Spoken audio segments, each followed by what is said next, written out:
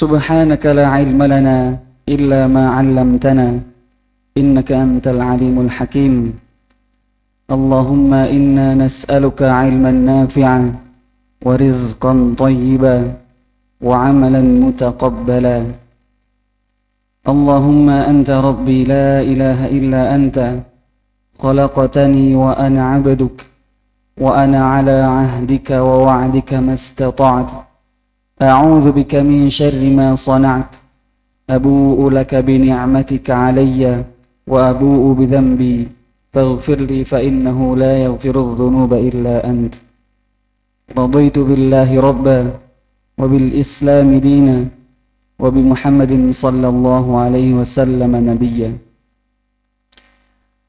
Bapak-bapak peserta daurah tahsin Tuhfatul Atfal yang semoga dirahmati oleh Allah Subhanahu wa taala. Alhamdulillah, patut kita syukuri bahwasanya kita bisa berkumpul di sini untuk melaksanakan atau untuk sama-sama mencari ilmu dari salah satu cabang-cabang ilmu Al-Quran. Dan semua itu atas rahmat, taufik dan hidayah serta nikmat dari Allah Subhanahu wa ta'ala. Tanpa segala kenikmatannya, kita sulit untuk mendatangi halaqah ini. Tanpa nikmat sehat, kita masih terbaring di atas kasur di rumah kita. Tanpa nikmat kesempatan, kita masih sibuk dengan kesibukan kita masing-masing. Maka dari itu kita patut bersyukur, sangat bersyukur kepada Allah Subhanahu wa taala karena kita masih diberikan kesempatan untuk bisa mempelajari salah satu ilmu dari Al-Quran. Salat dan salam semoga tercurah kepada Nabi kita, Nabi Agung Muhammad sallallahu alaihi wasallam, kepada para sahabat, kepada keluarganya, dan kepada para pengikutnya yang istiqomah melaksanakan sunnah-sunnahnya. Bapak-bapak sekalian yang dirahmati oleh Allah Subhanahu wa ta'ala, seperti yang 1 bulan yang lalu pihak Islam Center sudah membuka pendaftaran daurah, kita akan membahas suatu kitab dari kitab tajwid yang berjudul Tuhfatul Atfal. Mungkin dari bapak-bapak sekalian masih terasa asing dengan kata Tuhfatul Atfal. Mungkin sering tahunya yaitu Ummi atau Wafa atau yang lainnya. Tetapi ini kita masuk ke suatu kitab yang bernama Tuhfatul Atfal. Dan ini sebuah matan, dan arti matan itu sebuah rangkuman dari ilmu yang membutuhkan syarah, membutuhkan penjelasan. Jadi matan itu terdiri dari bait-bait syair. Syair itu kalau di Indonesia seperti puisi atau seperti, bisa dikatakan seperti peribahasa juga, makanya perlu penjelasan.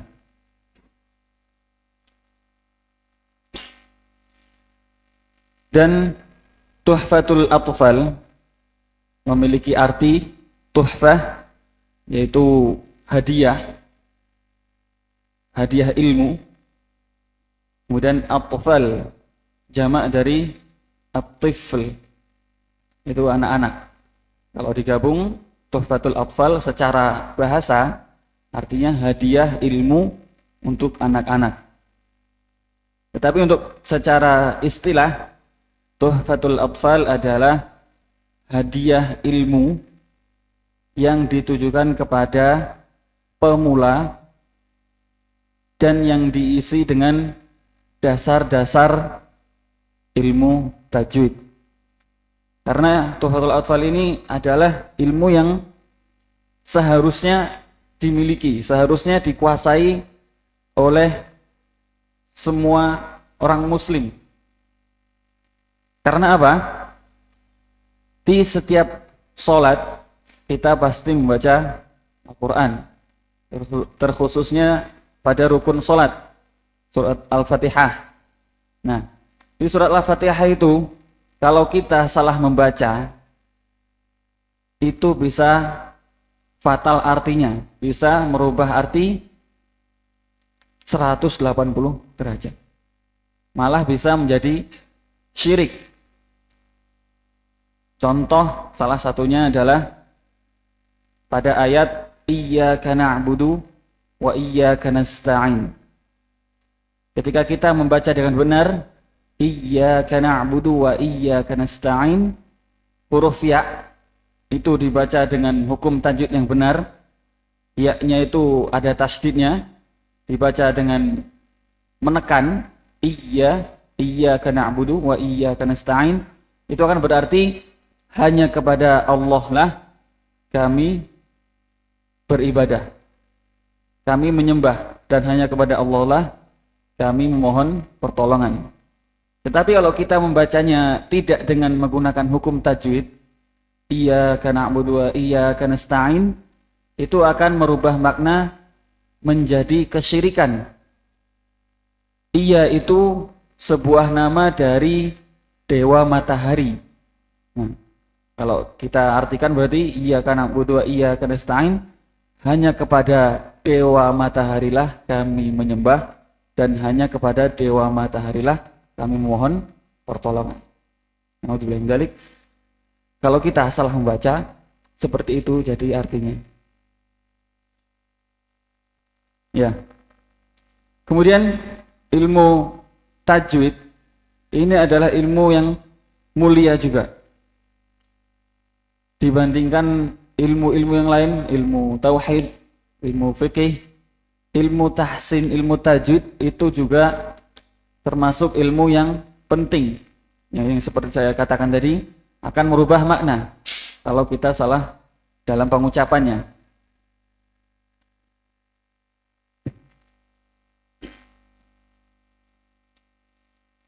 Kita sebelum masuk ke pembahasan, kita perbaiki niat dulu ya Bapak sekalian. Perbaiki niat dulu.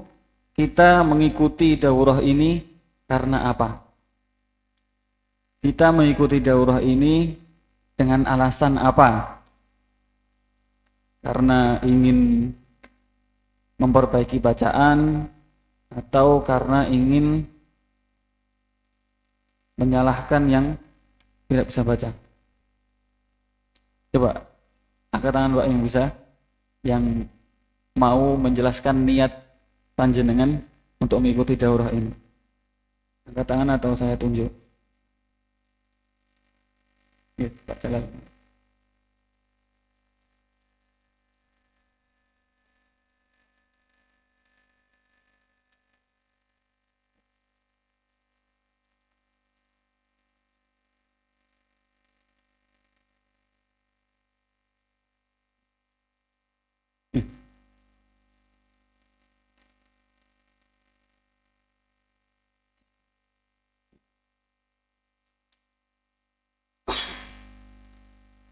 Alhamdulillah, sudah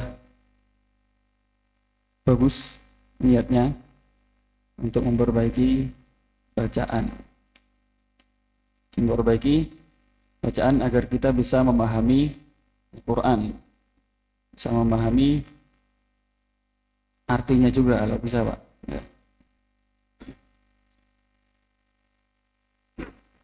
Kita masuk ke pendahuluan dari yang ini, kita bahas di proyektor dulu ya Pak, yang di buku kita tutup dulu. Yang di proyektor ini berasal dari guru saya saat saya daurah di Yogyakarta tahun 2019 yang lalu. Beliau bernama Ustadz Muhammad Izzuddin Akbar, mudir dari Ma'had Tahfidz Ibnu Mas'ud Yogyakarta. Alhamdulillahi Rabbil Alamin alladzi ahsa kulla syai'in adada wa ja'ala li kulli syai'in amada wa la syarika fi hukmihi ahada wa khalaqal jinna wa ja'alahum tara'iqa qidada wassalatu wassalamu ala nabiyyina Muhammad wa ala alihi wa sahbihi ajma'in, amma ba'd. Al-Quran adalah sebaik-baik perkataan, ucapan yang paling benar serta paling agung. Allah berfirman, Allahu nazzala ahsanal hadits kitaban mutasyabihan mathaniya taqsha'irru minhu juludul ladzina yakhshawna rabbahum thumma talinu juluduhum wa qulubuhum ila dzikrillah dzalika hudallahi yahdi bihi may yasha' wa may yudlilillahu fama lahu min had. Allah telah menurunkan perkataan yang paling baik, yaitu Al-Quran yang serupa mutu ayat-ayatnya, lagi berulang-ulang. Gemetar karenanya kulit orang-orang yang takut kepada Rabb-nya, kemudian menjadi tenang kulit hati mereka di waktu mengingat Allah. Itulah penunjuk Allah, dengan kitab itu dia menunjuki siapa yang dikehendakinya, dan barang siapa yang disesatkan Allah, niscaya tak ada baginya seorang petunjuk. Kebanyakan dari kita, bapak-bapak sekalian, di salah satu kalimat ini, gemetar karenanya kulit orang-orang yang takut kepada Rabb-nya. Kebanyakan orang yang tidak tahu artinya, tidak tahu arti dari surat yang dibaca oleh imam atau oleh qori, itu kadang kita gemetar. Tetapi gemetar kita berbeda dengan gemetarnya orang yang tahu artinya, yang paham artinya, atau orang-orang Arab yang bahasa Arab menjadi bahasa kebiasaan mereka. Kebanyakan sering dari kita gemetar karena lagunya, karena nadanya, ya.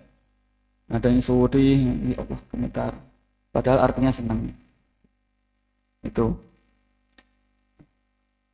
Dan sungguh kemuliaan bagi anak Adam, Rabb semesta alam berbicara dengan mereka, menurunkan firman-Nya yang penuh dengan hidayah dan rahmat, serta memerintahkan mereka agar beramal dengan apa yang ada di dalam Al-Quran, di kalamnya melalui lisan Nabi yang mulia Muhammad, agar mereka memperoleh hidayah serta kebahagiaan di dunia dan di akhirat. Oh iya Pak, sebelum saya lanjutkan lagi, ada himbauan dari orang tua saya dan dari guru saya. Dalam mempelajari ilmu tajwid, ilmu tahsin, diperlukan kesabaran, telaten, dan istiqomah. Ilmu tajwid itu tidak bisa sekali belajar langsung bisa. Beda dengan ilmu-ilmu yang lain. Mungkin dengan hafalan sudah cukup. Seumpama pelajaran tauhid dijelaskan, tauhid itu dibagi 3, uluhiyah, rububiyah, asma wa sifat. Kita bisa menghafalkan teorinya dengan cepat. Tapi kalau ilmu tajwid, kita harus mempraktekannya juga. Kita harus melaksanakan apa isinya, ya.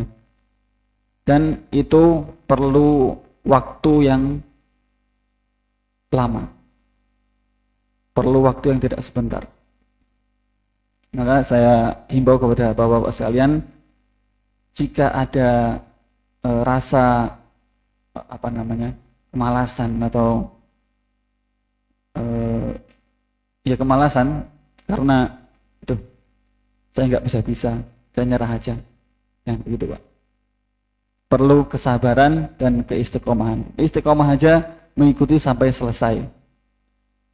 Kalau pengen lihat perkembangannya mulai sekarang atau nanti setelah ini, Bapak-bapak sekalian silahkan rekam suaranya sendiri di surat Al-Fatihah. Rekam suaranya sendiri seadanya saja, sebisanya. Nah, nanti ketika di akhir daurah ini, coba panjenengan rekam lagi, baca lagi surat Al-Fatihah, bagaimana perbedaannya. Insya Allah ada bedanya. Insya Allah. Ya, kita lanjutkan.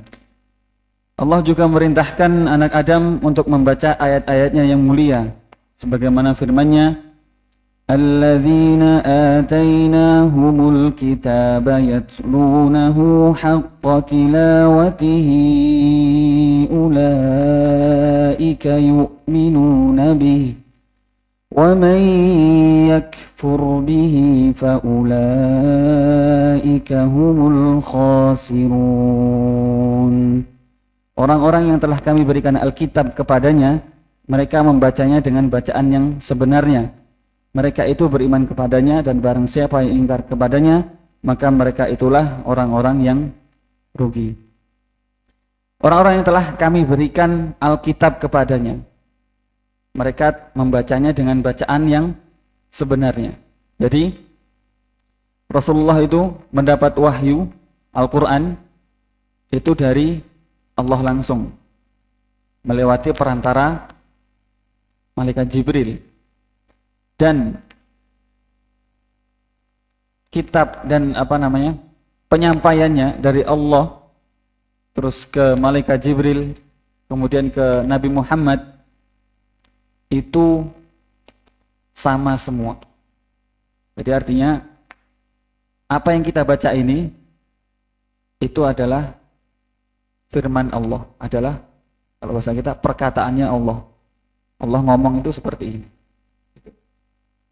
Serta memuji yang membaca serta mentadaburinya. Kitabun anzalnahu ilaika mubarakun liyadabbaru ayatihi wa liyatadhakkara ulul albab. Ini adalah sebuah kitab yang kami turunkan kepadamu penuh dengan berkah, supaya mereka memperhatikan ayat-ayatnya dan supaya mendapat pelajaran orang-orang yang mempunyai pikiran. Al-Quran adalah pedoman bagi kehidupan manusia. Karena itu sudah sepantasnya kita sebagai kaum muslimin untuk memotivasi diri agar lebih mencintai Al-Quran, sehingga dapat mengantarkan kita kepada tingkat ketakwaan terbaik kepada Allah Subhanahu wa Ta'ala. Melihat agung serta pentingnya Al-Quran pada kehidupan manusia di dunia dan di akhirat, para sahabat sangat memperhatikan Al-Quran. Mereka menuangkan waktu mereka untuk mempelajari Al-Quran, mempraktekannya serta mengajarkan dan menyebarkannya ke penjuru negeri.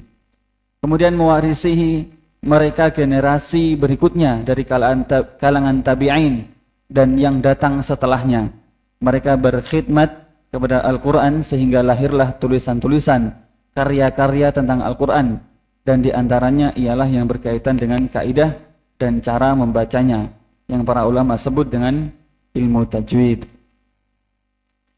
Sesungguhnya Allah berfirman, warattilil Qur'ana tartila, dan bacalah Al-Quran itu dengan tartil. Berkata Ali bin Abi Thalib radhiyallahu anhu, tartil adalah membaguskan dan menyempurnakan huruf serta mengetahui tempat waqaf dan ibtida.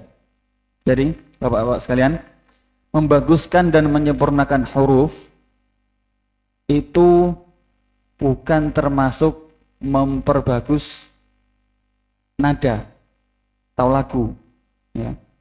Membaguskan, menyempurnakan itu menyempurnakan makhorijul hurufnya, tempat keluar huruf-huruf hijaiyah. Dan ketika kita sudah bisa mengetahui dan mempraktekannya, mempraktekkan makhorijul huruf yang benar, yang bagus, yang sempurna, nada dan lagu itu insya Allah akan keluar sendiri, akan datang sendiri. Ilmu tajwid adalah ilmu yang sangat mulia kedudukannya dalam Islam, dikarenakan kaitannya dengan yang erat dengan kitabullah. Ilmu tajwid itu Bapak-bapak sekalian adalah salah satu ilmu dari cabang-cabang ilmu Al-Quran.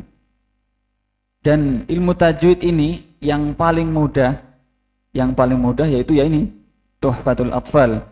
Kemudian ada di atasnya Muqaddimah Jazariyah. Itu di dalam ilmu tajwid ada 2. Kemudian naik satu tingkat lagi, ilmu qiraat. Nah, ilmu qiraat ini juga luas, Pak. Ilmu qiraat ada qiraah sab'ah. Bahkan ada yang qiraah asyarah. Dan qiraah asyarah pun itu dibagi menjadi 2 lagi. Qiraah asyarah sughra dan qiraah asyarah kubra.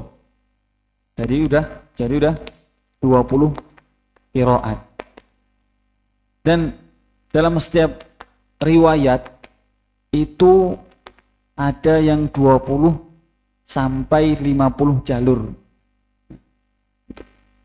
Coba sekarang 20 jalur yang dipelajari oleh para ulama tajwid, 20 jalur dari 20 riwayat. Berapa itu? 400 ya, Pak. 400 yang harus dipelajari. Kemudian ada ilmu yang lain, ilmu tafsir dan dan lain sebagainya. Dan ilmu tajwid ini juga sangat penting dari ilmu yang lain. Definisi dan pengertiannya ini boleh dicatat atau difoto Bapak-bapak sekalian. Secara bahasa, tajwid adalah membaguskan dan menyempurnakan. Secara bahasa, tajwid adalah membaguskan dan menyempurnakan. Adapun secara istilah adalah ikhraju kulli harfin min makhrajihi ma'a i'ta'uhu haqqahu wa mustahaqqahu. Tajwid secara istilah adalah mengeluarkan huruf dari makhrajnya secara benar dengan memenuhi hak dan mustahik.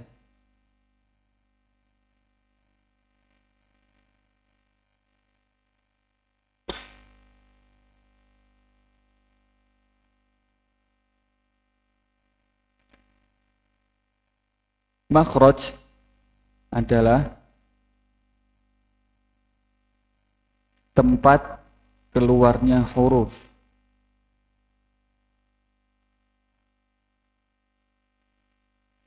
Kemudian hak atau hak huruf ialah sifat-sifat huruf yang mutlak. Mutlak itu tidak bisa berubah. Itu lazim atau tetap. Kemudian mustahik, huruf adalah sifat yang tidak mutlak. Itu bisa berubah-ubah. Contohnya pada hukum ikhfa pada nun sukun. Nun sukun ketemu salah satu huruf ikhfa, dia tidak berbunyi huruf nun, berubah menjadi mendengung. Contoh, nun kan makhrajnya ada di ujung lidah bertemu langit-langit. Nun, nah, mi, nu. Ketika bertemu nun sukun bertemu dengan huruf-huruf ikhfa, contoh min tahtihal anhar. Nun berada bukan di makhrajnya. Jadi menjadi berbeda. Kalau nun asli, nun makhrajnya nun adalah ujung lidah bertemu dengan langit-langit.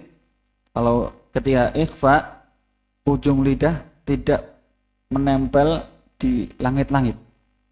Jadi hanya tenggorokannya yang bergerak.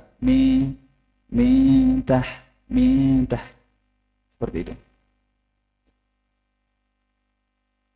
Oleh karena itu, ilmu tajwid adalah ilmu yang mempelajari cara melafalkan huruf hijaiyah dengan benar dan menunaikan sifat-sifatnya, baik ketika huruf tersebut sendirian maupun berada dalam sebuah kata atau rangkaian kalimat.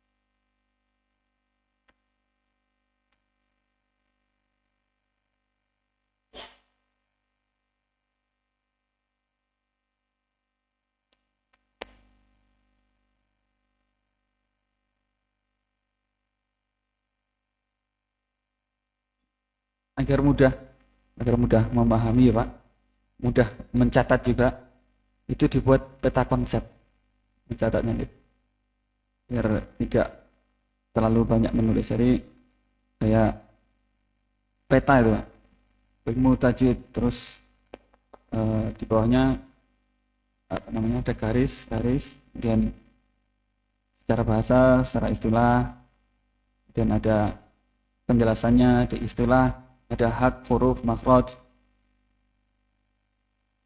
hak, mustahik. Nah itu agar mudah memahaminya juga.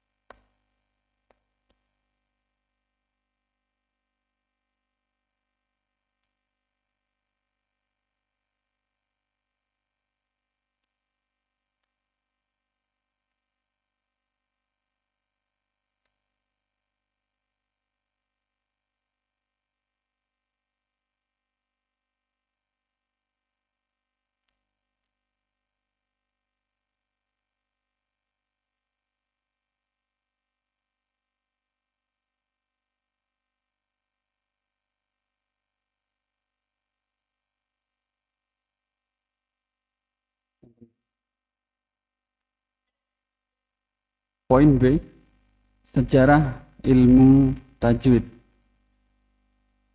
Sama halnya dengan Al-Quran, ilmu tajwid atau kaidah serta cara-cara membaca Al-Quran juga berkembang secara bertahap. Jika dibincangkan kapan bermulanya ilmu tajwid, maka secara praktek ilmu ini telah bermula sejak dari Al-Quran diwahyukan kepada Rasulullah SAW, yang mana malaikat Jibril membacakan Al-Quran kepada Rasulullah sebagaimana Allah mengajarkan kepadanya, dan beliau diperintahkan untuk membaca Al-Quran sebagaimana beliau dibacakan. Allah Ta'ala berfirman, فَإِذَا قَرَأْنَاهُ فَاتَّبِعْ قُرْآنَهُ. Apabila kami telah selesai membacakannya, maka ikutilah bacaannya itu. Dan Rasulullah diperintah untuk membaca Al-Quran dengan tajwid dan tartil. Allah Ta'ala berfirman, وَرَتِّلِ الْقُرْآنَ تَرْتِيلًا. Dan bacalah Al-Quran itu dengan tartil. Dari gabungan dua ayat di atas, kita dapat memahami bahwa ilmu tajwid secara praktek telah tetap dari Rasulullah SAW, kemudian dari Jibril, kemudian dari Allah Subhanahu wa Ta'ala. Kemudian Nabi Muhammad membacakan Al-Quran sebagaimana diturunkan dan memerintahkan para sahabat untuk membacanya serta mengajarkannya sebagaimana mereka dibacakan. Sebagaimana hadis Ali, sesungguhnya Rasulullah memerintahkan kalian agar membaca Al-Quran sebagaimana ia diturunkan. Dan begitulah dari satu generasi menuju generasi berikutnya. Al-Quran dinukilkan, dibacakan, dan diajarkan sebagaimana ia diturunkan.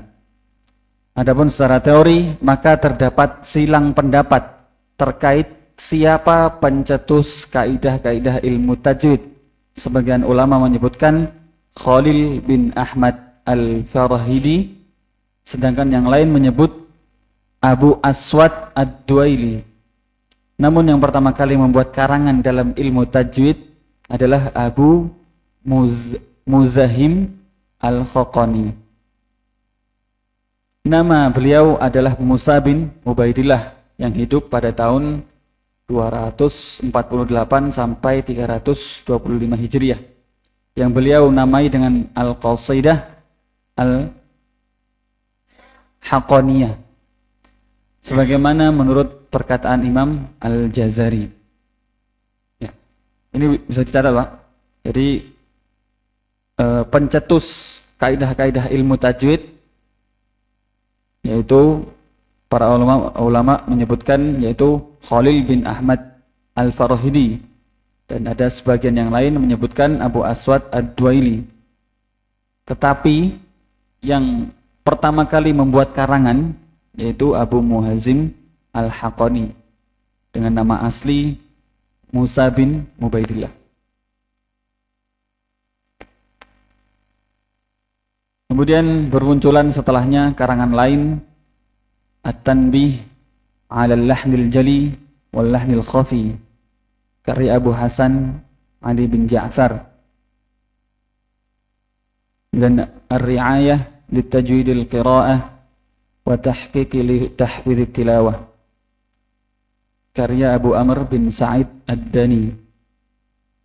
Kemudian terus para ulama berkhidmat kepada ilmu tajwid, termasuk diantaranya Syekh Sulaiman Al-Jamzuri yang membuat matan Tuhfatul Atfal hingga zaman modern ini. Ini dicatat nggak Pak? Karena insya Allah nanti di akhir ada ujiannya. Ada ujian. Dan ujian nanti ada hadiahnya juga. Hadiahnya kalau lulus bisa mendapat sertifikat sanad. Sertifikat sanad itu langsung dari guru saya yang di Yogyakarta.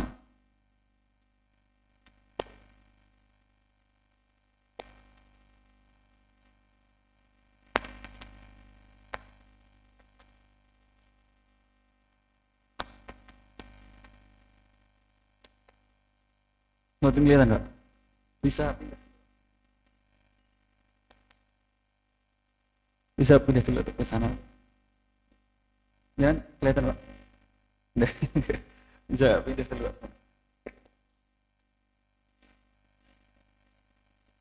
Oh, oke. Okay. Yang mana? Oh, oke, okay, oke. Okay. Bisa.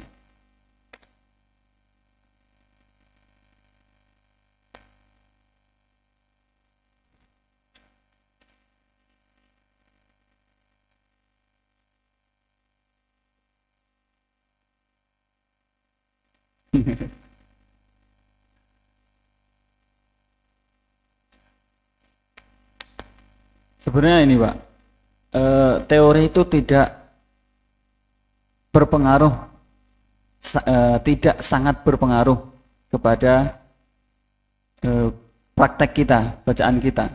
Teori itu hanya untuk mengetahui, oh ini makhrajnya di sini, makhraj huruf ini makhrajnya di sini, gitu. Hukum tajwid ini seperti ini, gitu. Untuk prakteknya bukan kebanyakan, ada orang yang bisa teori tetapi tidak bisa praktek. Ada yang teorinya agak susah memahaminya, teorinya nggak bisa bahkan, tetapi bisa praktek. Kadang kebanyakan orang itu membaca Al-Quran atau menghafalkannya itu lewat suara, lewat mendengarkan. Kalau kita sering mendengarkan, itu kita bisa menghafalnya sendiri, bahkan bisa mempelajarinya sendiri. Kalau pengalaman saya dulu Pak, saya belajar tahsin, belajar tajwid ini berangkat bukan dari saya mempelajari ilmu tajwid dulu, bukan saya berangkat dari ilmu teorinya dulu.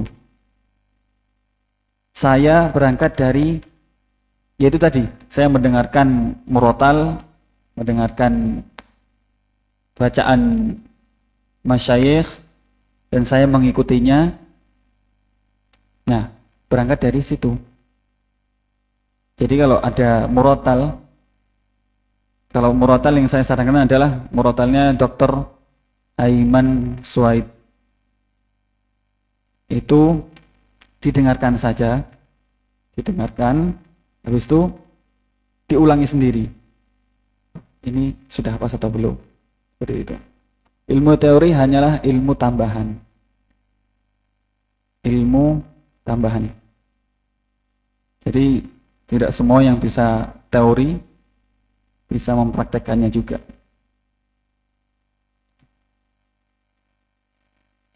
Kita lanjut. Poin C, manfaat dan pentingnya ilmu tajwid. Kita dapat mengetahui pentingnya suatu ilmu itu dari manfaatnya. Manfaat ilmu tauhid, kita bisa mengetahui bagaimana cara mentauhidkan Allah, bagaimana cara mengesahkan Allah. Dalam ilmu fikih itu juga penting karena kita bisa mengetahui bagaimana tata cara sholat, tata cara zakat, tata cara puasa, dan lain sebagainya. Dan ilmu tajwid juga penting karena kita bisa mengetahui bagaimana cara membaca Al-Quran dengan baik dan benar agar tidak terjerumus kepada salah arti yang membuat artinya fatal atau bisa sampai kepada kesyirikan. Di antara manfaat dari mempelajari ilmu tajwid adalah yang pertama, menjaga lisan dari lahan. Lahan itu kesalahan, dan lahan dibagi menjadi dua, lahnul jali dan lahnul khafi. Nanti kita bahas. Kemudian dua, mendekatkan diri kepada Allah dan meneladani Rasulullah, yang mana Allah dan Rasulnya memerintahkan kita untuk membaca Al-Quran sebagaimana ia diturunkan. Sebuah kemuliaan bagi kita, Pak. Kalau kita bisa membaca Al-Quran dengan baik dan benar, berarti kita bacaannya sama dengan Rasulullah. Otomatis juga sama bacaan kita dengan Allah sebagai penurun wahyu. Kemudian yang ketiga, memperindah dan memperbagus bacaan, yang mana hal tersebut menampakkan gengsi Al-Quran dan mendatangkan khusyuk di hati. Jadi ketika kita bisa menguasai ilmu tajwid, kita bisa membaca sesuai dengan makhraj, sesuai dengan sifat-sifat hurufnya, kita sholat itu tenang, Mbak. Sholat itu bisa tenang, bisa memahami artinya. Kita membaca sesuai dengan ilmu tajwid, kita bisa memahami, merenungi bacaan kita.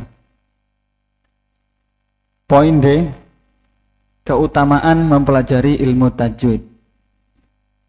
Yang memfoto nanti ya, jangan lupa di murojaah di rumah. Biasanya kalau difoto saja itu tersimpan saja di galeri.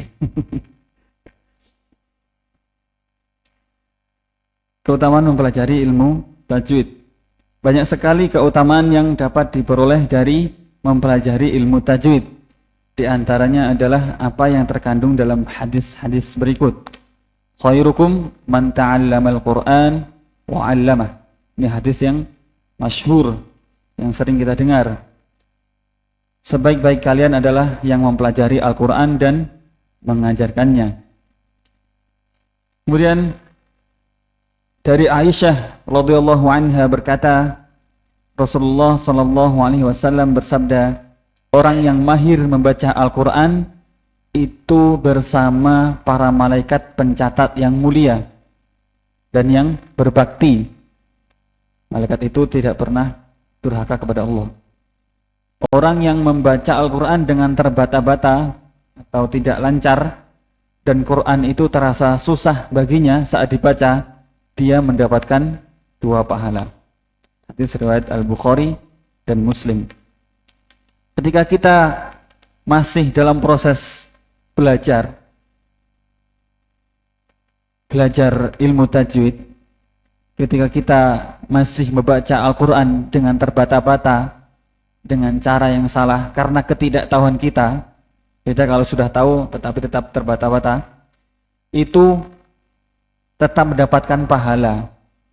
Kita belajar Al-Quran tidak akan sia-sia, akan tetap mendapatkan pahala. Poin E, hukum syar'i mempelajari dan mengamalkan ilmu tajwid. Adapun hukum mempelajari ilmu tajwid secara teori, maka hukumnya adalah fardu kifayah. Fardu kifayah, nggak apa-apa? Fardu kifayah.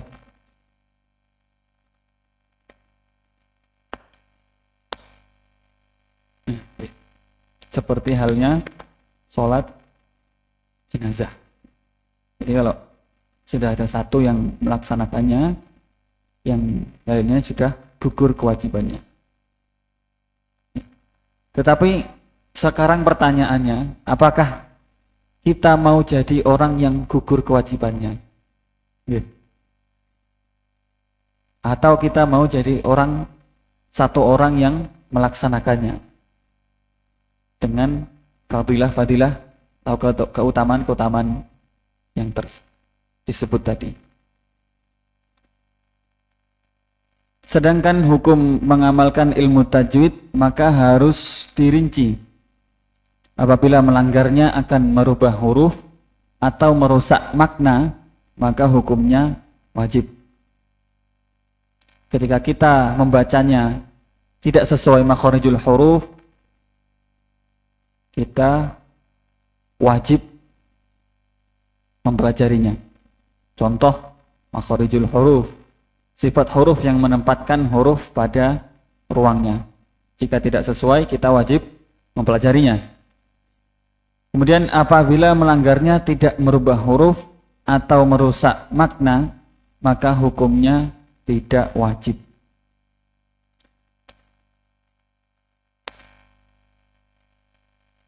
Ketika kita membaca, kemudian huruf makharijul hurufnya tidak jauh berbeda karena keterbatasan mulut kita dalam mempraktekannya, maka itu juga tidak diwajibkan mengamalkannya.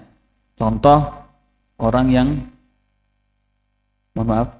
pelo tidak bisa bilang R, berarti kan dia tidak bisa mempraktekkan makharijul huruf ro, berarti dia tidak wajib mengamalkannya. Tetapi dia sudah tahu teorinya, berarti itu sudah bagus.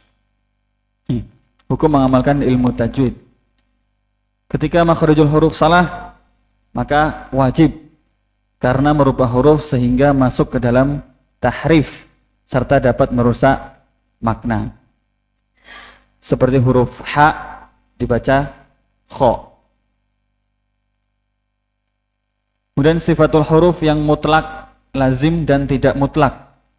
Sifat pokok wajib karena merubah huruf sehingga masuk ke dalam tahrif serta dapat merusak makna. Seperti sin dibaca tebal berubah menjadi makhraj shin, atau to dibaca tipis menjadi makhraj ta.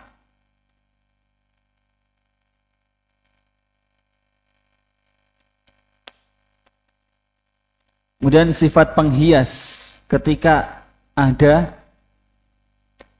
dan talaki wajib karena melanggarnya adalah kedustaan dalam periwayatan.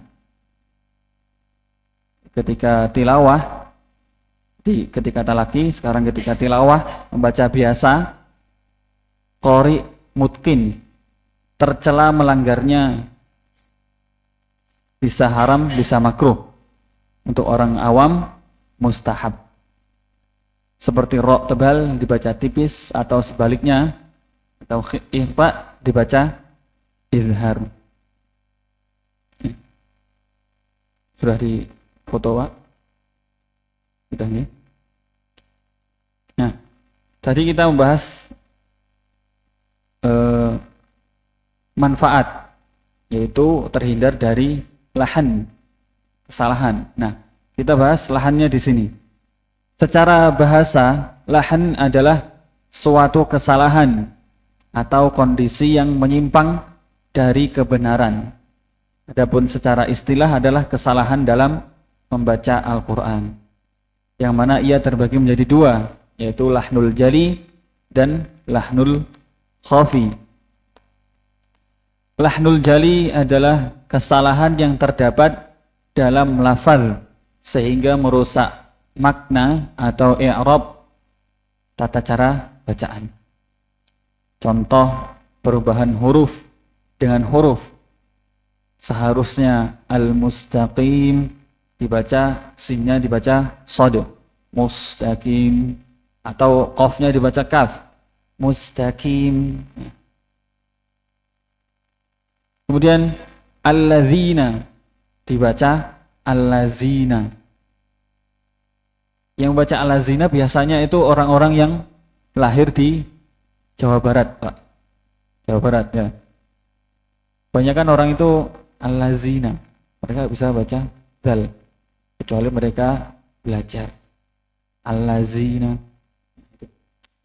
Kemudian perubahan harokat dengan harokat. Seharusnya qultu menjadi qulti.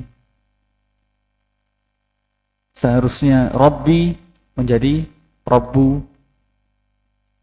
Itu termasuk lahnul jali, kesalahan yang nampak. Penambahan huruf, seharusnya man kana dibaca man kana, manya panjang. Penghilangan tasdid, seharusnya arrafa dibaca arafa. Contoh juga iyyaka dibaca iyyaka. Kemudian penambahan tasdid, harusnya enggak ada tasdid, ini ditambahi tasdid sendiri. Seharusnya fariha dibaca farriha. Kemudian penghilangan bacaan panjang, seharusnya al-kitabu dibaca al-kitabu. Itu sudah merubah arti. Jadi lahnul jali itu kesalahan yang nampak dan merubah makna, merubah arti. Kesalahan-kesalahan di atas yang tadi itu hukumnya haram. Ulama telah sepakat tentang keharamannya dan pelakunya berdosa. Karena kan apa? Ya tadi Pak, jika kita salah membacanya, merubah makna, bisa sampai ke dalam kesyirikan. Nah itu bagaimana kalau tidak berdosa? Oh, kan saya tidak tahu. Kan saya tidak tahu, Mas. Ya, sebagai orang muslim itu harus mencari tahu ilmunya. Kemudian yang kedua, lahnul khafi. Lahnul khafi adalah kesalahan yang berkaitan dengan tidak sempurnanya pengucapan bacaan. Contoh, tidak sempurna dalam pengucapan harokat. Di Yaman kebanyakan membacanya agak miring ketika harokat fathah. Se alhamdulillahi, orang Yaman. Nah, itu termasuk lahnul khafi. Dan juga tidak boleh terlalu membuka seperti kita awal-awal membaca, awal-awal belajar. Katanya suruh dua jari. A'udzu billahi. Itu juga kurang benar. Yang benar pengucapan fathah itu tidak terlalu miring, juga tidak terlalu membuka lebar bibir. A'udzu billahi, bukan bukan a'u. Kalau a'u nanti itu termasuk dari sifat isti'la. Isti'la itu pangkal lidah terangkat. Jadi huruf yang tebal. A'udzu billah. Harus di tengah-tengah. A'udzu billahi minasyaitonir rajim. Seperti itu. Kemudian mengurangi bacaan gunnah. Anna seharusnya tasydid dibaca dengan dengung sekitar 2 harokat, tetapi tidak dibaca dengan dengung. Wa anal masajida lillah, itu termasuk lahnul khafi. Kemudian terlalu memanjangkan bacaan panjang. Nah, seringkali ini dibaca oleh para imam masjid. Ar-Rahmanu itu berapa harokat, Pak? Mimnya 2 harokat. Tambahannya cuma alif dan tidak bertemu huruf-huruf yang membuatnya panjang. Ar-Rahmanir Rahim. Tidak boleh dibaca terlalu panjang. Mungkin yang menjadi imam-imam masjid, soalnya kita mendengar langsung, ya Pak, itu mungkin mereka belum belajar. Kalau belum belajar, segera belajar. Kalau belum tahu, menurut ulama masih diperbolehkan. Kalau belum tahu, ya Pak, belum tahu. Ar-Rahmanir Rahim. Kadang guru-guru kita pas kecil, Bismillahirrahmanirrahim. Nah, itu juga salah, Pak. Sekarang kita sudah tahu ilmunya, maka kita wajib mempraktekkannya. Mim 2 harokat harus dibaca 2 harokat, kecuali ada yang membuatnya panjang. 1 harokat tidak boleh lebih dari 1 harokat. Alhamdulillah dibaca Alhamdulillah. Nah, itu juga salah. Kemudian hukum menjaga dari lahnul khafi sebagaimana dalam tabel. Jadi lahnul khafi, di tabel dari lahnul khafi itu adalah sifatul huruf yang mutlak, lazim dan tidak mutlak. Lahnul khafi adalah kesalahan yang tidak nampak dan tidak terlalu merubah makna. Tapi kalau sudah tahu dan tidak mempraktekkannya, itu akan bisa-bisa menjadi hukum lahnul jali, yaitu kesepakatan para ulama, mereka berdosa. Itu. Ini kesalahan-kesalahan di atas hukumnya haram. Ulama telah sepakat tentang keharamannya dan pelakunya berdosa. Itu. Udah. Untuk materi hari ini insya Allah kita cukupkan sampai sini. Ini masih belum ada di buku ya Pak. Insya Allah besok, kalau besok pertemuan yang akan datang, atau tidak lusanya lagi. Untuk yang pertemuan pertama ini kita hanya pendahuluan ya Pak. Kita hanya mempelajari apa itu Tuhfatul Atfal, apa itu ilmu tajwid, apa itu lahnul khafi dan lahnul jali.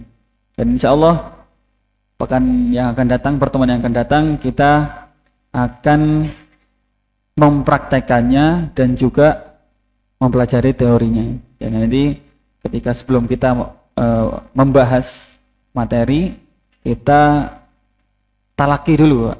Ya, talaki seperti yang sebelumnya kalau ikut kajian Ustadz Zakiuddin yang dari Madiun. Ada yang pernah ikut betul Pak? Yang dulu itu kita talaki. Saya membaca, panjenengan mengulanginya dan nanti kita koreksi gitu. Kemudian setelah praktek kita masuk ke teorinya. Nah, maka dari itu kenapa saya bilang rekam suara panjenengan surah Al-Fatihah sekarang. Nah, dan nanti kita lihat perbedaannya di akhir daurah. Karena kan yaitu setiap pertemuan insya Allah kita akan adakan talaki, adakan praktek. Karena kalau teori saja, apalagi ini 6 bulan, sebenarnya tidak lama Pak. Sebenarnya ini mudah, singkat Tuhfatul Atfal karena cuma 61 bait. Tetapi karena waktu kita terbatas, jadi cuma satu pekan satu kali, 1 jam apalagi, nah itu membuat lama. Jadi 6 bulan, wah lama banget. Itu orang yang sudah mempelajari qiraat mungkin ini apa ini tuh Tuhfatul Atfal kok lama banget 6 bulan. Saya saja mengambil qiraah riwayat Imam Hafiz cuma 6 bulan. Padahal itu 1400 bait. 1400 bait Pak ini harus dihafalkan. Karena kita keterbatasan waktu. Waktu kita 1 pekan hanya 1 kali dan 1 jam. Kalau saya dulu ambil daurah ini di Jogja, daurah Tuhfah di Jogja, itu selama 7 hari. Dari jam 7 pagi sampai jam 2 siang. Itu selama 7 hari. Sebenarnya cepat, sebenarnya ringkas, singkat. Tapi ya memang waktu kita yang terbatas. Gitu nih Pak. Oh iya, selain praktek dan teori, kita juga menghafalkannya Pak. Menghafalkan matannya, syair-syairnya. Kemarin sudah saya share kan di grup ini. Sudah. Nah, itu dihafalkan Pak. Memang agak susah kalau pertama. Saya dulu juga gitu Pak. Pertama tahu itu yang saya tahu kan cuma Umi, Wafa, kemudian kasih tahu oleh saudara saya, saudara perempuan saya. Oh ini loh ada daurah. Terus saya ikut grupnya dikasih itu. Wah, apa ini? Bacaan apa ini? Saya nggak tahu. Tapi dikasih apa namanya? Audionya saya dengarkan, habis itu saya hafalkan. Tidak usah buru-buru Pak. Ini kita 6 bulan ini. Kita 6 bulan, tidak usah buru-buru. 6 bulan itu berapa hari Pak? 30 kali 6, 180 hari. 180 hari dibagi 60. Ingat Pak? 4 ya? 3 hari 1 bait. Itu udah cukup. 3 hari 1 bait. 3 hari 1 bait. Okay. Jadi setiap pertemuan kita menghafalkan 2 bait. 2 bait. Okay. Insya Allah mudah Pak. Insya Allah mudah. Allah pasti memberi pertolongan kepada hamba-hambanya yang berusaha. Semoga kita dimudahkan oleh Allah Subhanahu wa taala dalam mempelajari ilmu salah satu dari cabang-cabang ilmu Al-Qur'an.